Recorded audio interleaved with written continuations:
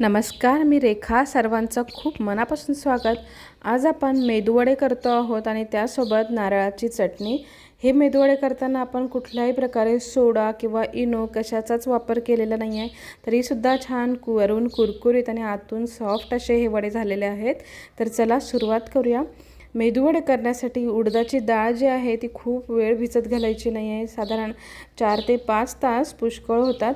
आता ह्यातलं सगळं पाणी मी काढून टाकलेलं आहे आणि ही डाळ आपल्याला वाटून घ्यायची आहे अगदी कमीत कमी पाण्यामध्ये. खूप जास्त हे आपलं मिश्रण पातळ झालं तर वड्यांना आपल्याला हवा तसा आकार देता येत नाही.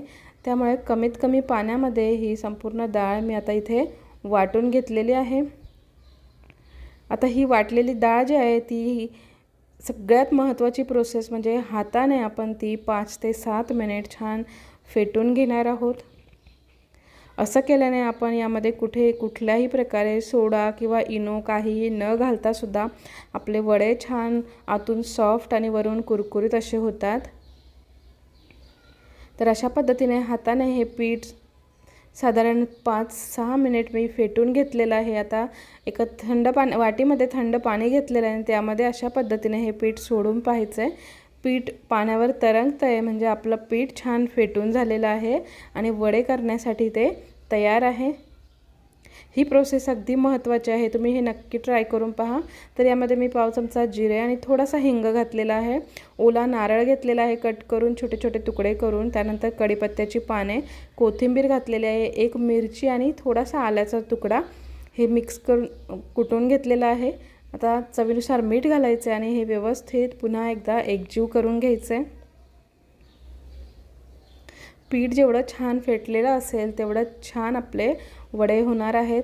आता यामध्ये कुठल्याही प्रकारे सोडा किंवा इनो काहीच घातलेलं नाही आहे. तेल तापलेलं आहे आपलं.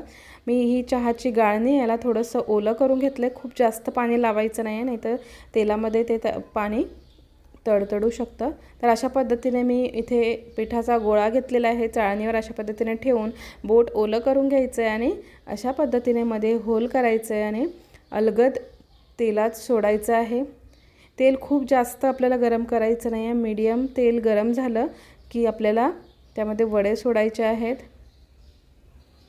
अगदी सोपी अशी ही पद्धत आहे. तुम्ही पहिल्यांदा जरी वडे केले तरी तुमचे वडे छान गोल घरघरीत हवा तसा आकार त्या वड्यांना अशा पद्धतीने येतो. अशा पद्धतीने पिठाचा थोडासा पोर्शन घेऊन त्यावर असा गोलाकार घ्यायचा आहे करून आणि ओलं बोट करून मध्ये होल करायचं आहे म्हणजे छान हवा तसा आकार आपल्या मेदूवड्यांना येतो. आता हे मीडियम गॅसवरच आपल्याला छान क्रिस्पी होईपर्यंत तळून घ्यायचे आहेत. वडे तळल्यानंतर सॉफ्ट पडू नये यासाठी मीडियम गॅसवर छान आलटून पलटून आपल्याला हे वडे तळून घ्यायचे आहेत. वडे छान तळले गेले की ते वरून छान क्रिस्पी आणि आतून सॉफ्ट असे होतात. तर वड्यांना रंगसुद्धा छान आलेला आहे आणि जवळजवळ ते तळत आलेले आहेत. तर हे अशा पद्धतीने आता आपण काढून घेऊया. अजिबात तेलकट झालेलं नाही आहे, तुम्ही पाहू शकता. छान वरून क्रिस्पी आणि आतून सॉफ्ट असे हे वडे तयार होतात. आपण हाताने सुद्धा करून पाहणार आहोत. तर अशा पद्धतीने पीठ हातावर घ्यायचं आहे, हात ओला करून घ्यायचा आहे. त्याआधी याने अंगठ्याच्या सहाय्याने त्याला मध्यभागी अशा पद्धतीने होल करून घ्यायचं आहे आणि अलगद पिठात सोडताना काळजीपूर्वक सोडायचं आहे, नाहीतर तेल हातावर उडू शकतं.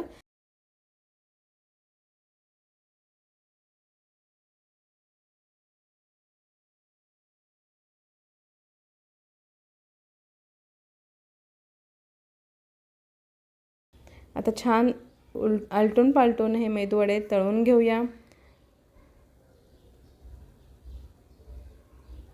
वड्यांना छान रंग आला आहे ते काढून घेऊया. आणि आता चटणीसाठी इथे मी नारळ घेतलेला आहे ओला, त्यानंतर भाजलेल्या डाळ्या घेतलेल्या आहेत, आल्याचा तुकडा घेतलेला आहे, कोथिंबीरचे देठ आणि हिरव्या मिरच्या, त्यानंतर अर्धा चमचा जिरं घेतलेलं आहे आणि याची स्मूथ अशी पेस्ट करून घ्यायची आहे पाणी टाकून.